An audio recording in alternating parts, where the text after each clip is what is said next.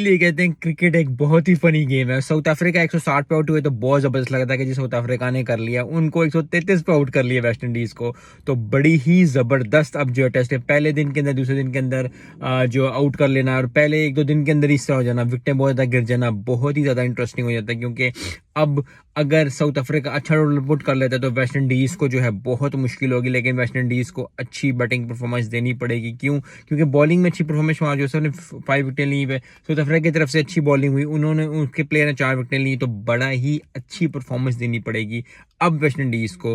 और south Africa को भी बड़ी अच्छी बॉलिंग बैटिंग करनी पड़ेगी। तो फनी गेम है। कभी कभी ऐसा लगता है जब 160 फुट हो तो मुझे लगा यार अब जो है वेस्ट इंडीज बड़ा सेट हो गया, अब अच्छी परफॉर्मेंस देती है, लेकिन फिर 133 पे आउट हो गए। तो cricket is a funny game, लेकिन अब जो साउथ अफ्रीका और वेस्ट इंडीज दोनों को ही सेकंड इनिंग्स में बहुत अच्छी और तगड़ी परफॉर्मेंस देनी पड़ेगी, ताकि जिसने टेस्ट जीतना है उसको पता होगा कि जी दूसरी इनिंग्स में मुझे जो है जिन जान